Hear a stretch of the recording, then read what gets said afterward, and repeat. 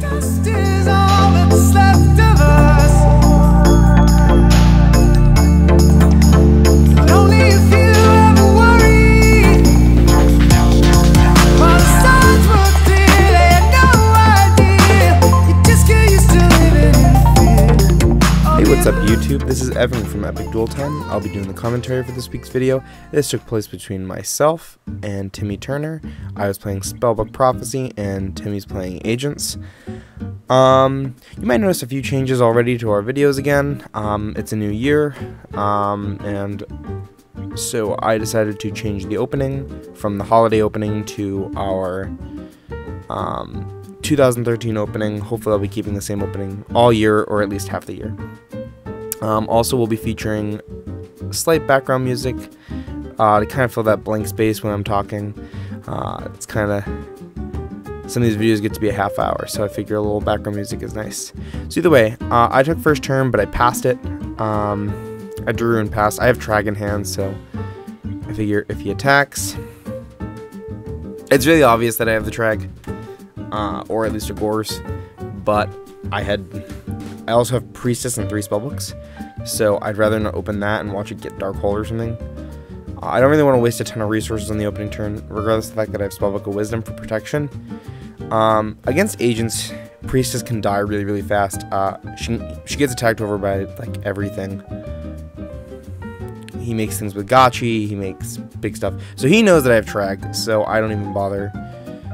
So I reveal 3 Spellbooks, he chains Max C to draw 1 card, and I summon the Priestess. Priestess effect starts a chain, for anybody who doesn't know, so it's an ignition effect. And then, of course, he is honest when I go to attack his Venus. You know. It happens. My fault for attacking the light monster. So, I special summon my Trag off of that because I need remainder of the turn protection. Also, my hand's pretty good. I've got 5 cards still left in it, so nothing wrong with that. And it's a 3k Trag to defend me, and it also means that he's gonna have to play around that for his turn, so he can't just open up on me.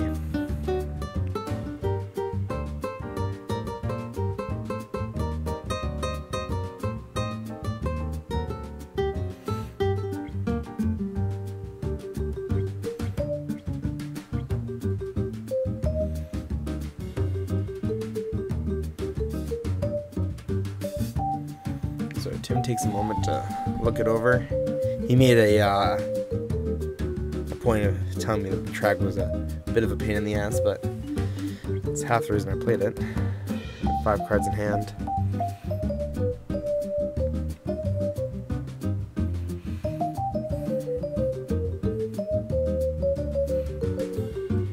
This has been the first, actually, few weeks that I've been playing Spellbooks lately. I've been playing them at locals and stuff. I've topped most locals with it. I think I've topped all the locals I've played with it.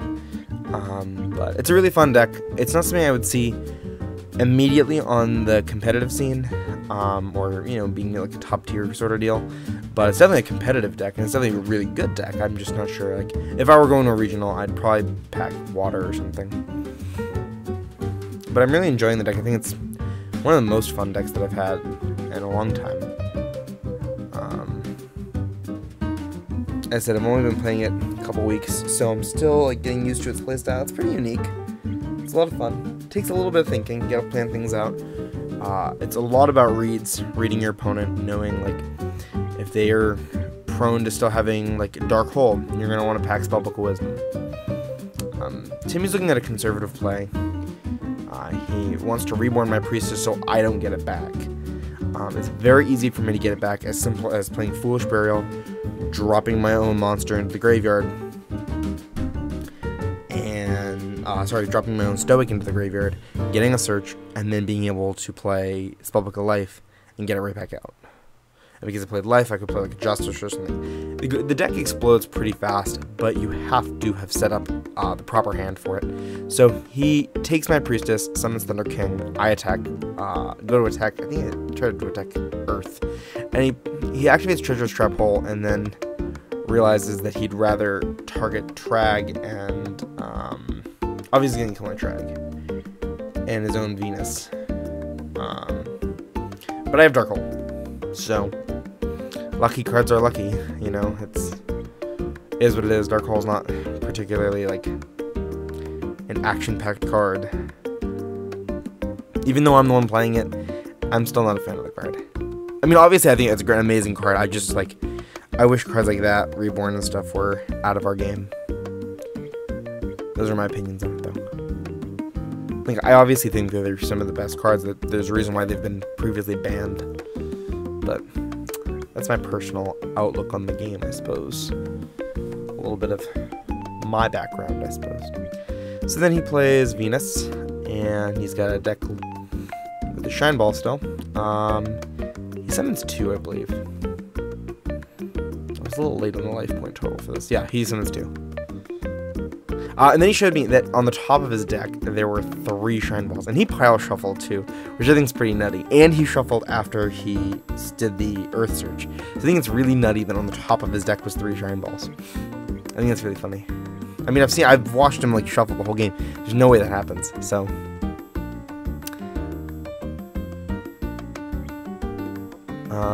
and then he's going to overlay. Excuse me. I'm doing this at 4 in the morning, guys. So bear with me. There's gonna be a couple yawns. I do this for you guys. I don't do this for me. These late nights.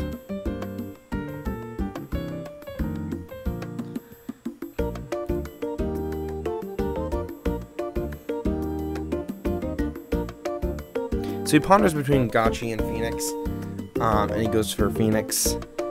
I mean, to me, I personally wanted him to go Gotchi, so that way I took less damage, obviously, because I take, you know, a ton more damage when he does this. But then I'm really glad he didn't summon Gotchi, because I have Reborn. So what do? I get Priestess back. So just as quickly as he set up a good board, I get the control of the game back. This is why I'm not a huge fan of what I call the costless 3. Reborn Heavy Darkhold. I don't like them. I think that they take a huge amount of skill out of the game. But then, so back to narrating, I guess. Priestess, user effect. She can banish from her hand. A lot of players don't know that. She can banish spellbooks from my hand or the graveyard. So I pick from the hand because I don't have anything in the graveyard. I pop, and then I attack over for Phoenix. Deal 1,000, and he summons Drag. But yeah, my personal belief on, not that I want Yu-Gi-Oh! To be an all-skill game, because then that would make it much more like Magic. But I would like it to be less herp derp luck sack, less, oh look, Rapid Tour Guide, oh look, Magician Shark, oh look, you know, Reborn Darkhold Heavy. Like, that's not a favorite thing of mine. So this is another play. He plays Heavy, one of them. So I chain Spellbook of Wisdom, and I target Priestess to protect her from future spells. But what that does is it immediately puts a counter on Spellbook of Star Hall. And so what the Star Hall does is when it's destroyed, I get a spellcaster monster equal to the amount of counters it had when it was destroyed, and I know what's coming next, so I want a Veiler. And I main deck 1 Veiler in the whole deck, so thankfully I had that back row set the way I did. I couldn't have picked a better time for him to have heavied, but he knows I'm going to Veiler the Hyperion anyway. He just banishes it to get it out of the graveyard to bait the Veiler, so I can't use it later. And then he attacks over for 200, and it's my turn. Still really glad that I played the Veiler, because my next follow-up card is, Spellbook of Eternity, which is what I ban it. And then I get back my Spellbook of Life, which is what I banished off of the Priestess. I already had the Eternity, so I knew that I'd get it back, and I really wanted to have it in my hand. So I used it as pop material, and I get to still play it later. So I reveal the last Wisdom in my hand to summon back my Priestess. I use Priestess to pop Hyperion with an Eternity, and I attack the Drag. And I set a monster and set a face down. That is how spellbooks work. They combo in ways that you need to think about. You can't just, it's not like Shark Magician, where if you Google search how do you play the combo, you will get the combo right. This is very different. It's planning and assuming and making reads, and it's very, very different. This deck is it's a much more skill based, not in windups in general, but its plays require you to consistently look over the field and consider all of your options. So he doesn't want to attack my face down monster, and he drops Chaos Sorcerer and banishes off my Priestess. I draw a card for turn.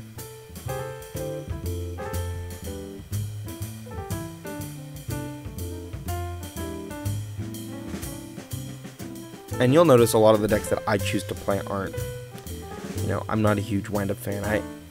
I like water, it's okay, but it gets annoying. That gets derpy too. So I flip a Stoic. This is my last-ditch effort at trying to make a play. So I flip Stoic, I ram it into the Venus and take the damage so I can search. I drop Trag as a defense. Then I search Temperance because my face down is Wisdom and I can just use it for any reason. So I flip my Wisdom on my Temperance to make his summoning condition viable, and I use his effect to get a Priestess. My goal is to get Chaos Sorcerer off the board, because the longer he stays, the more stuff he starts banishing. So I'm going to pop him. And then all that's left is Venus.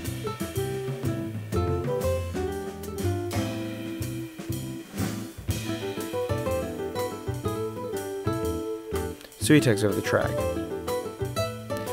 I'm going to admit that there is some fault on this next play. I think I definitely could have played this better. I summoned Magician, which I think is where I went wrong first, because I didn't need to summon it. He has Gores in his hand, and I should have played around those Gores way better than I did. So I acted. This play even wasn't the worst play that I could have made. The worst part of this is that I popped the Venus thinking for some reason that I'm scot-free on this, and that I'm just going to get away with it. So I banished my Star Home, popped the monster. Worst idea I had. Because what I could have done is I could have attacked over, dealt the damage, he can't drop Gores. Attack with the Magician, he'd drop Gores, and then I could use Priestess's effect to pop the Gores, and then he'd have a 500 token. So I actually had a way to do this way better than I did. I misplayed pretty seriously on this, and it cost me the game. This is what I'm talking about. Misplays should cost people games. I believe in that. So I misplayed and it cost me a game.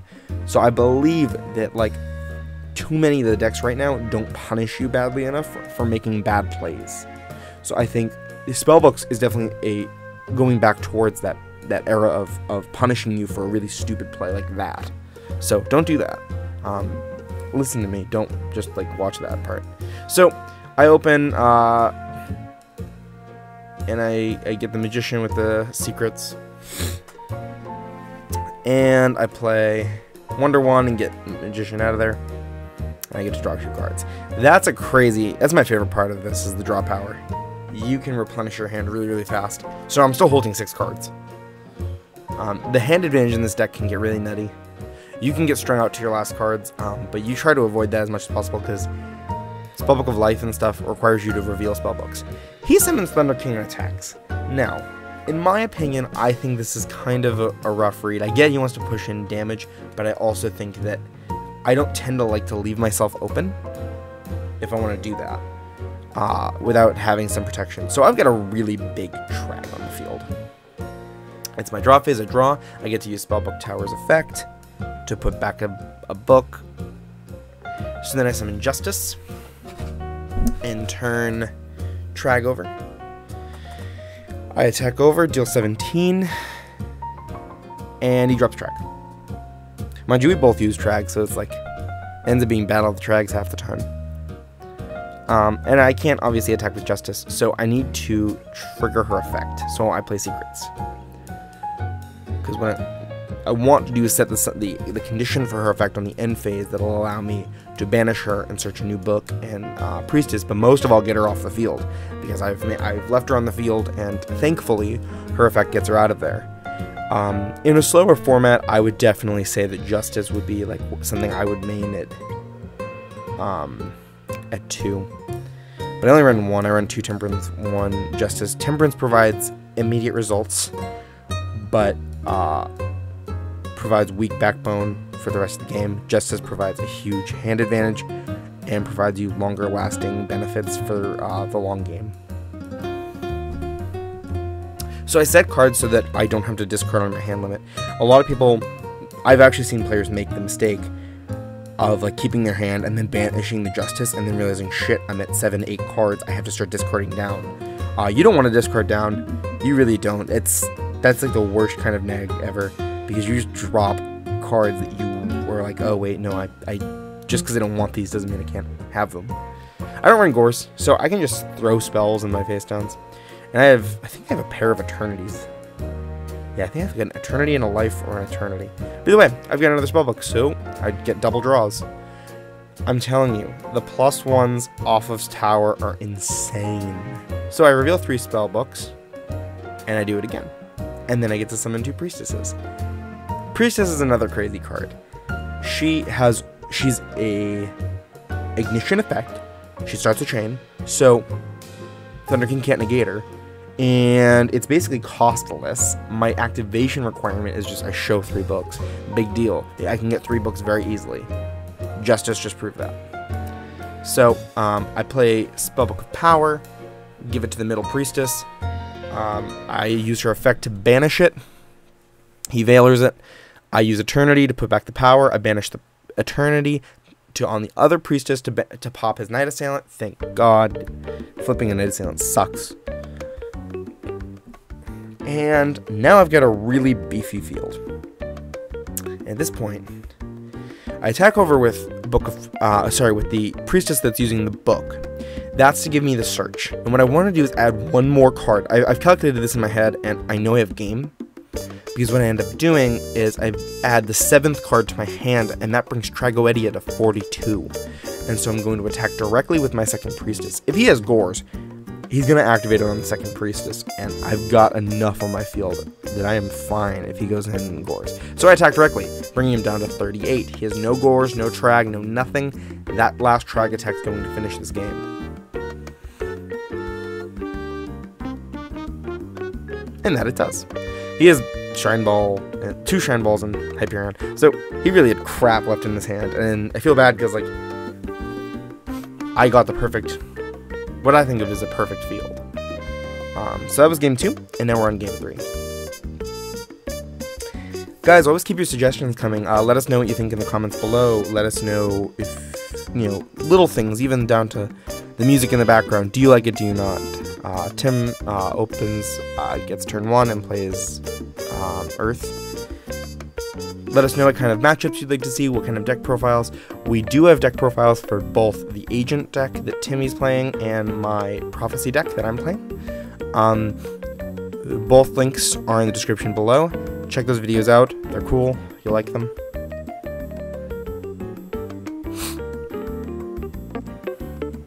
Yeah, just for the background music, I try to fullscreen.net gives me like royalty-free music that I can put in the background, stuff I don't have to pay for. So these music samples actually like cost a lot if you have to buy them, but Fullscreen gives them for free. So that's kind of cool. Tim sets 1 and ends. I normal summon Breaker on my turn. I sided 1 in, and I break the back row. It's not really what I wanted to do. I didn't want to hit an MST. I wanted to hit something good. So then I play Reasoning, and he guessed 3. So for any of you who don't know what Reasoning does, go Google it. I don't really want to get into what it does. It's kind of tricky. It's a guessing game. But he guessed right. I wish I could show you guys why I really use it. It's such a good card. So I attack over the Earth. He makes a joke about Honest. I don't really want to talk about it. And I deal 600. I would have liked that Reasoning to have gone off a little better. Reasoning is a really good card to bait things out, and I've never had opponents really guess them right. He summons Thunder King, attacks over. Reasoning's cool because I've gotten things like Priestess, Trag, and I've gotten like 3k Trags on the board from it, so it's a pretty crazy card. This is another example of reads and knowing how to side and knowing what your opponent sides. I think if I weren't in Timmy's position on this, I would have made this play differently, and I was thinking he was going to make this play differently. Maybe because I knew what I had face down. I have a Snowman Eater face down. For spoiler alert, I have Snowman Eater. So what he does is then he summons 2 Shine Balls. And he's going, and I was convinced he was going to make Kachi. I was like thinking the whole time, I was like, damn. You know, here it comes Gachi. He's going to attack over. I'm going to have to pop the Thunder King, and I'm going to take some damage from it. But he goes for Daigusto Phoenix. And not that I would criticize the read, but I would simply say, like, if it were me, I'd want to play that play just a bit more defensively. So he attacks with Thunder King, and Thunder King clashes right into a Snowman. And I pop the Thunder King so that I can get... The other 2 aren't going to kill me. Thunder King's way more dangerous than all the other cards. Because they can't get over Snowman. So, I reveal 3 spell books and summon my Priestess. And play Secrets. I don't think I had Wisdom in my hand. I actually kind of was a little ballsy on that. He plays the Trapless build. So I was a little ballsy on it. I should have played Secrets first, search Wisdom, and then reveal the 3 cards so that, like, if he went and tried to Bottomless Priestess, I could save her with Wisdom. So that was a tiny bit of a misplay. Thankfully, he plays the Trapless build, but looking back, I definitely should have played the Secrets first and searched out the Wisdom so that if he had, like, a Torrential or something, I wouldn't be fucked. Well, not even on a Torrential, like a Bottomless or anything. Right, get keep break. That's a joke. So, I banish a spellbook to target its face down, and then he Veilers me. And I've got Wisdom at this point, so I'm okay. So I attack over the Phoenix, and I don't know what its back row is. And I'm kind of confused by it. So I play Eternity to get Spellbook and Secrets back to my hand. And then I play Spellbook Tower, and I set 1. And... oh no, I summon a monster too. And... okay, so the monster face down is kind of key to the way the rest of this plays.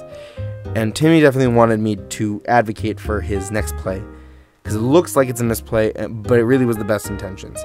He thinks what I've set is Magician, because he thinks I want him to attack it and flip it so I can get another spellbook. What it is a Stoic. I set a Stoic. I hate drawing my Stoics, I really do. I find it kind of annoying. So he puts back the Shine Balls, Veiler, Daigusto Phoenix, and the Thunder King.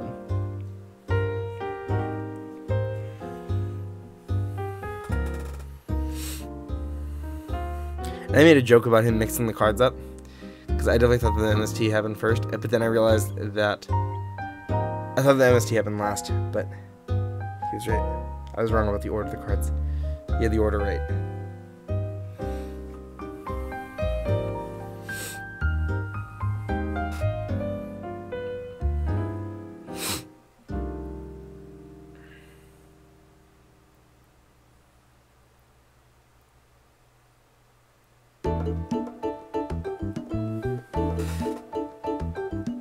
He dressed pretty nuts off this, if I remember.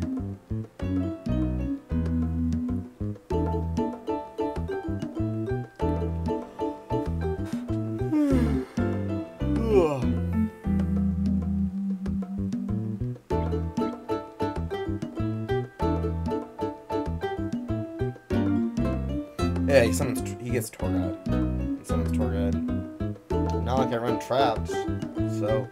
yeah, I run a trapless build of Prophecy. I made a joke about flipping my Snowman Eater face down. B is mind control. That wasn't a very funny joke in retrospect.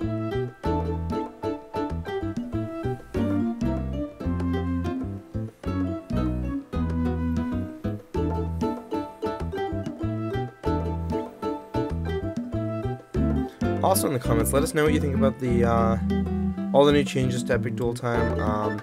I redid the channel page for the hell of it. I think it's fun. Timmy then overlays for his Sangan and his tour guide for a Leviathan. Summons 2 shine balls, 3 shine balls maybe. 3? Yes, 3. Off of his Venus, which really must be nice because he's got Avarice, and you already had the Venus. Some good Yu-Gi-Oh! And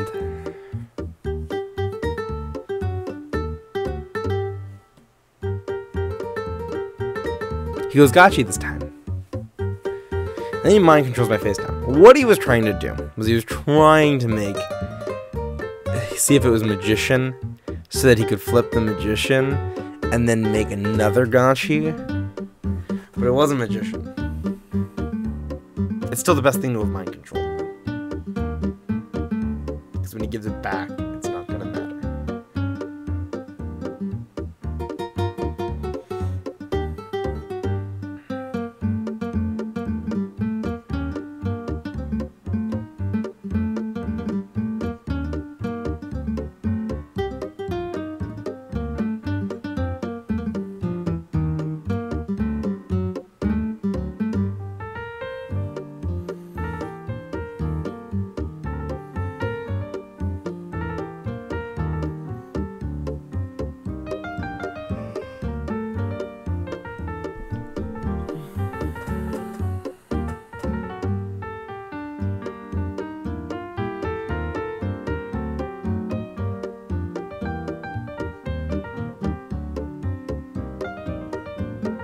Then he attacks over, deals 400. Gotcha's on the field, so buffing everything by 400. Venus attacks over the snowman.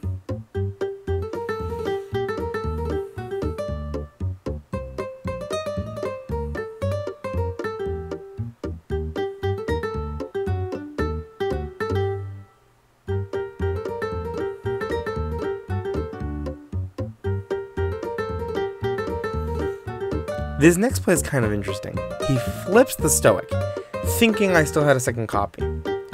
He then chained disappearances to banish them. Because what it does is it banishes all copies in your opponent's deck. The problem is I sided out my second copy of it,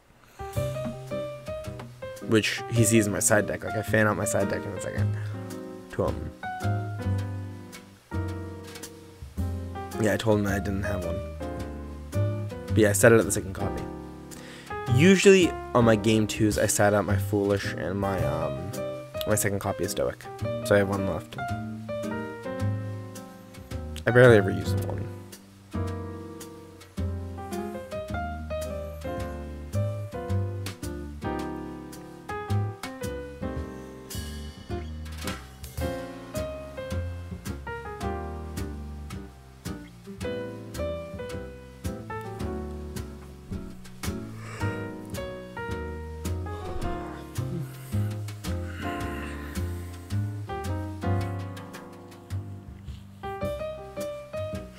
The sad part is I trimmed out like 10 minutes of like waiting out of this video, and I realized I could have trimmed more. So I play secrets. I get Spellbook Magician.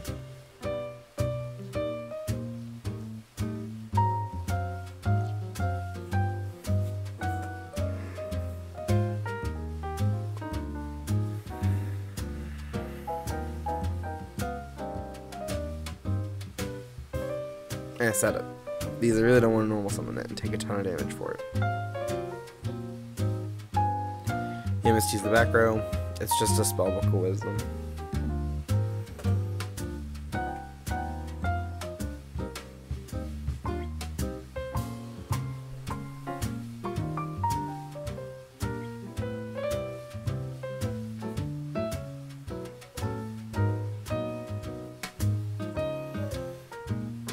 Attacks. It flips my Magician. Magician gets the effect when it's flipped or summoned.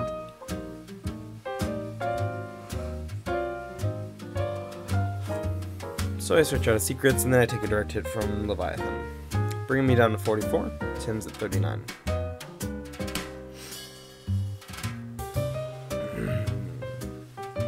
And it's a special time in the draw phase and then standby phase where I get to draw 2 cards. By putting back a spellbook, I reveal 3 spellbooks, summon Priestess.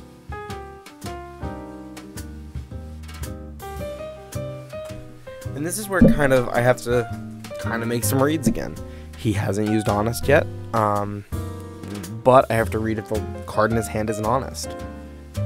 So what I have to do is look at my options, and so I play Spellbook of Secrets.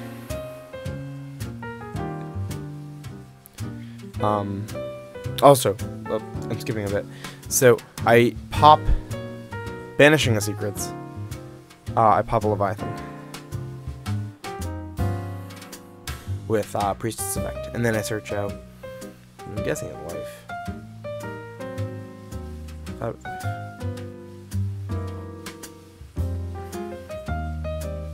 Oh, I give her power, and I attack over, and I deal 15, and he summons Dragon. So, Power's effect gives me a new spellbook.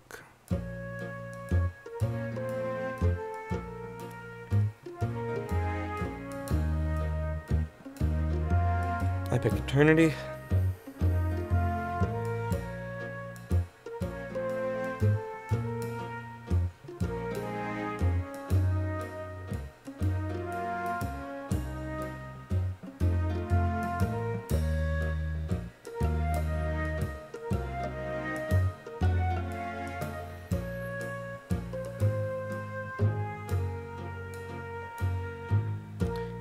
He draws and passes turn.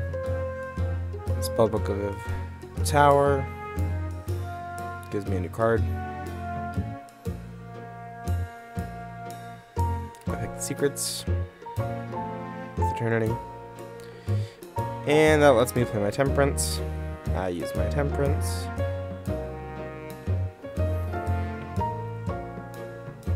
Damn, this is a long video.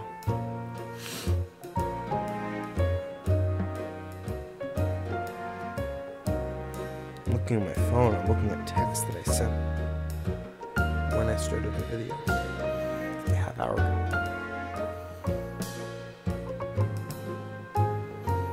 So I start attacking. I attack over the Trag and the Shamball, my overlay, and basically to get rid of his last line of defense. I've read that the last card in his hand is Trag. It's pretty much all I'm imagining it could be.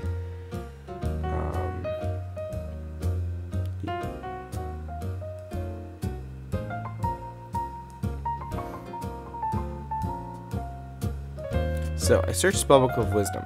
Now, here's a funny thing. Big Eye, he's a spellcaster, which I read like right when I played Secrets. I saw that he was a spellcaster. I was like, oh, I can protect him with Wisdom. And I thought, yeah, even Dark Hole doesn't save him.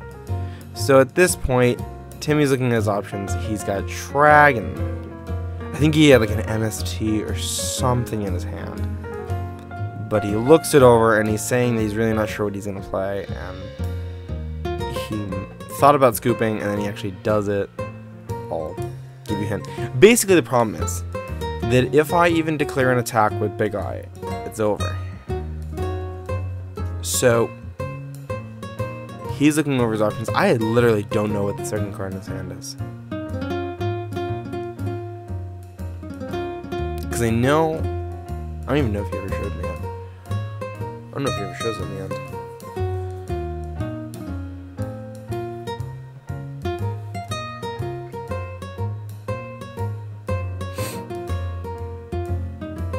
I forget what he looks at his extra deck too. Yeah, he looks at his extra deck and pretty much tells me he might as well scoop, and he surrenders because basically that's it, and there's no other real follow-up for a field like that. So that's the match. Bit of an anticlimactic ending, I suppose, but Kinetic nonetheless. If you like the videos and you like how we've been doing them lately, please like, comment, subscribe, let us know your thoughts. Your feedback means a lot. We do take it into consideration when we do matches and when I'm filming them. I'm trying to get videos out as fast as I can and as often as I can, but again, that gets a little difficult. Life gets in the way and it sucks. But I try my best and I hope you guys like them. So, as always, keep dueling, America.